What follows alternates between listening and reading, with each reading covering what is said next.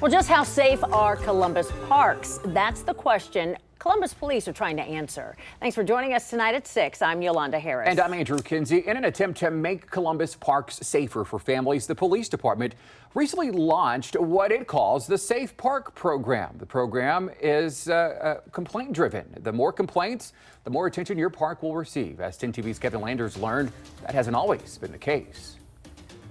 Big Walnut Park is known as a place where families can come to play with their dogs, go fishing, and to hike.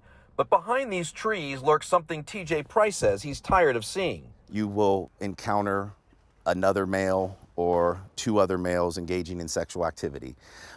Sometimes you catch them in the act. Sometimes you catch them prior to the act. Price's home sits next to the park. He says sometimes he and his wife see more than they want. My wife's like, there's a completely naked man in the woods. And I was like, no way. So he took out his cell phone and captured this brief video. He said it was in 2019.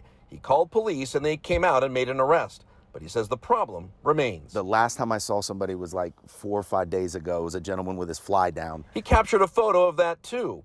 Early this month, Columbus Police launched a Safe Park program to stop acts like this from happening. We can't do this without the public helping us, telling us. Now officers on bikes patrol the parks from 2 p.m. to 10 p.m. to deter people from committing crimes here. Big Walnut Park is one of the targeted parks. It also happens to have a summer program for children. I just would love them to patrol more. Price says he's complained to officers recently, only to be told the ones that are aware of it said they're kind of tied at their hands because they have to either catch them in the act or have some reason to confront them. Deputy Chief Jennifer Knight oversees the Safe Park program. So if we know that that particular park is a problem, we absolutely would look at resources and putting them in there to address that activity. But police also admit they only have so many resources to go around. It's just going to be dealt with as soon as we can get to it. Our officers are extremely busy.